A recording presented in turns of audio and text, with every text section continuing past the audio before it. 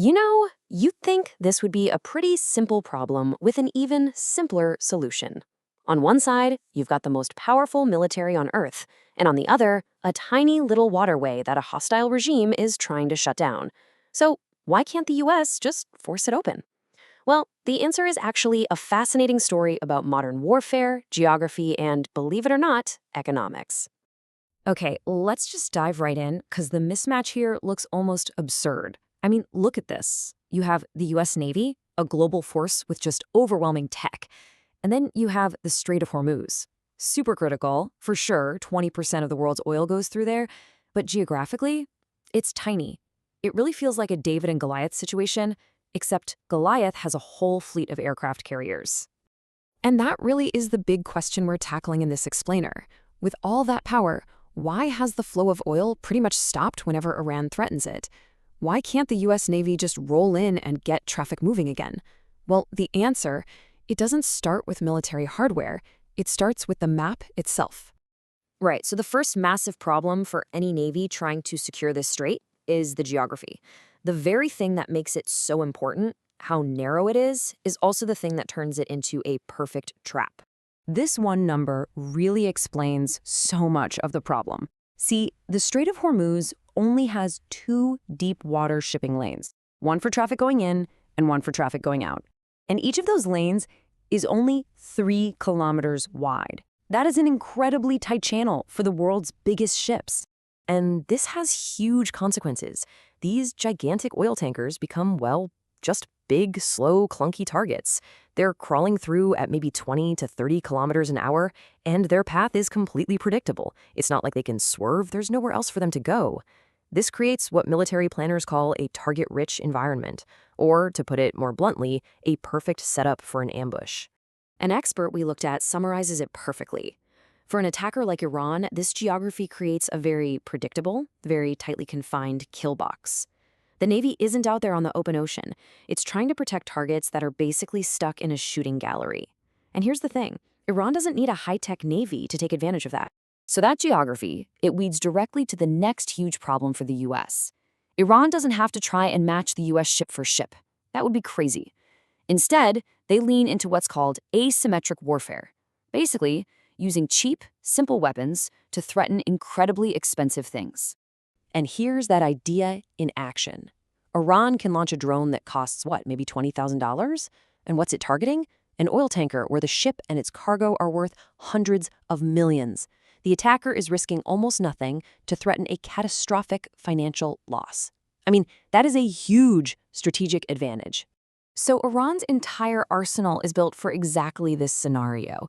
Because the strait is so narrow, they can just use short-range rockets and missiles fired right from land. They can send out swarms of little fast boats or even jet skis to just overwhelm a ship's defenses. Drones can be launched from pretty much anywhere. And then you have naval mines, a constant, invisible threat. This quote just nails the whole point. See, Iran doesn't have to sink every ship. They just have to create crippling uncertainty.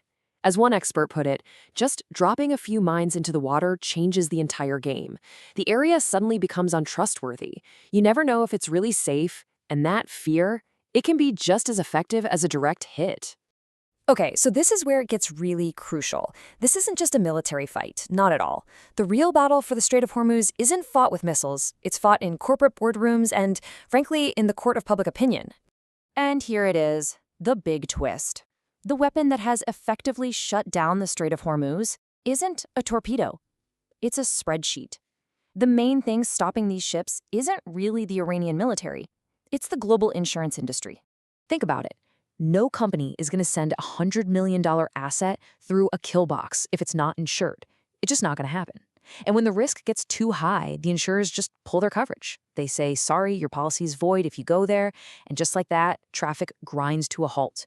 Iran achieves its goal, often without even needing a major military victory. The other piece of this asymmetric puzzle is political will. In the United States, military conflicts are often really unpopular, and there's an extremely low tolerance for American casualties. But for the Iranian regime, this is viewed as an existential fight. They've shown time and again they're willing to absorb immense losses to stay in power, which gives them a much, much higher pain threshold in any conflict. So all of this brings us to the final and kind of sobering part of the equation. If the US were to truly win this fight and guarantee safe passage, what would that actually look like? What's the real price of that kind of victory? Yeah, it's not as simple as just sending a few destroyers to escort some tankers. To give those insurance companies the confidence they need to start covering ships again, the US would have to fundamentally change the entire security situation over there. To really, truly secure the strait, the US would have to launch a massive, probably multi-week military campaign. We're talking about strikes to take out Iranian leadership, a huge effort to destroy all of their missile and drone stockpiles, neutralizing all those coastal bases, and then the almost impossible job of clearing every single mine. This is no longer a small escort mission. This is full-scale war.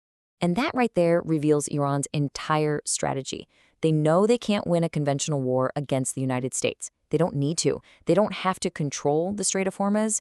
They just need to make it too dangerous, too expensive, and too uncertain for anyone else to use it. And by that measure, they can be very, very effective. Which leaves us with a final, really difficult question. Even if the US were to launch this massive campaign and win by military standards, what would they have actually won? A vital economic artery would have been turned into an active war zone. And that really forces us to ask, what does victory even mean when you're talking about the world's most critical choke points?